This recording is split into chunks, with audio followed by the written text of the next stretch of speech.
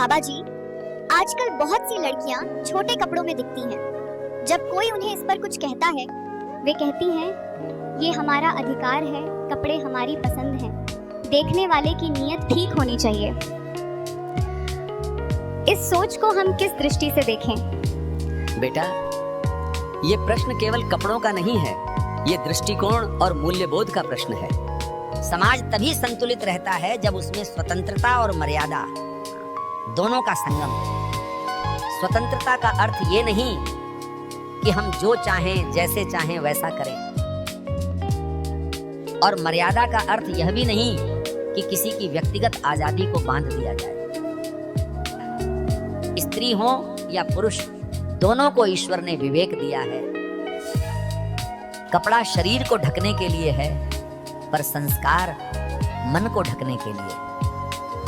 अगर मन पवित्र है तो कपड़े चाहे सरल हों या आधुनिक व्यक्ति की गरिमा बनी रहती है। इसलिए देखने वाले को भी सोचना चाहिए पाला कि वह स्त्री को एक देवी रूप में देखे, न कि वस्तु की दृष्टि से।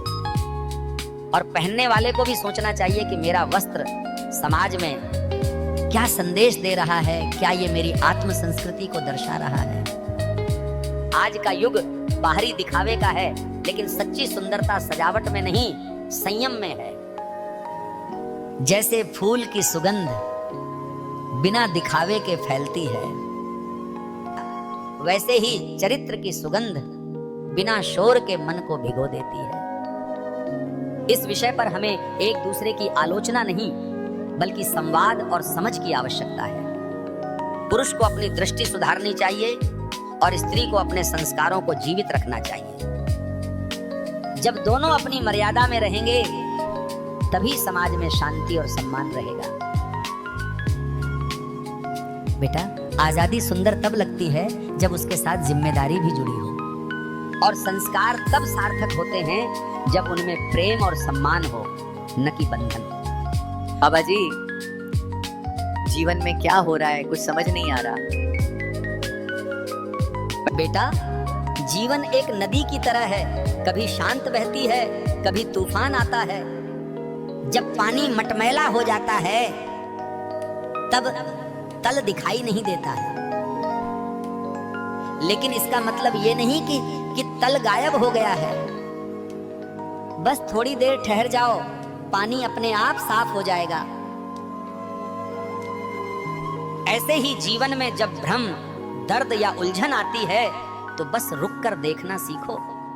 हर चीज का उत्तर भीतर ही छिपा होता है। हम अक्सर बाहर तलाशते हैं, रिश्तों में, धन में, मान में, पर शांति बाहर नहीं, अपने अंदर की चुप्पी में है। जब तुम्हें कुछ समझ न आए तो खुद से ये 3 प्रश्न पूछो। पहला, क्या मैं सही मार्ग पर हूं? दूसरा, क्या मेरा कर्म किसी को पीड़ा तो नहीं दे रहा? तीसरा, क्या मैं अपनी आत्मा की आवाज सुन रहा हूं या केवल दुनिया की शोर? इन तीनों प्रश्नों के उत्तर अगर ईमानदारी से मिल जाएं, तो जीवन का कोहरा अपने आप छट जाता है। बेटा, कभी कभी ईश्वर हमें अंधेरे में इसलिए रखता है और ताकि हम रोशनी की कीमत समझ सकें। इसलिए मत घबराओ, अंधेरा कोई गलती नहीं है, वो तैयारी है नए सवेरा की। बस अपने ईश्वर और अपने अंतःकरण पर भरोसा रखो। हर अनुभव, हर व्यक्ति, हर परिस्थिति तुम्हें कुछ सिखाने आई है। जब तुम उसे समझ जाओगे, जीवन फिर से सहज और सुंदर लगने लगेगा। बाबा जी, मेरा बेटा बुरी आदतों में पड़ गया है, और जब हम उसे समझाते हैं तो को मारने लगता है या खुद को मारने की बातें करता है। बाबा जी, मैं क्या करूं? बेटा, पहले तो धैर्य रखो, घबराना नहीं। जीवन के कठिन समय में ही परिवार की परीक्षा होती है। तुम्हारा बेटा गलत रास्तों पर चला गया है, तो इसका मतलब ये नहीं कि वो बुरा है। इसका मतलब ये है कि उसकी आत्मा अभी भ्रम और अंधेरे में है। डराने से या दोष देने से नहीं, बल्कि प्रेम, करुणा और धैर्य से संभालने की जरूरत होती है। बेटा, याद रखो, जब मनुष्य अंधकार में होता है, तब उसे रोशनी की जरूरत होती है, न कि डांट की। अपने बेटे को यह महसूस कराओ कि वो अकेला नहीं है। उसे गले लगाओ, उसे सुलो, उसकी बातों को हल्के में मत लो। अगर वो मरने की बातें करता है तो समझ लो कि उसका दिल मदद मांग रहा है। यह केवल धमकी नहीं है, यह उसकी पीड़ा है।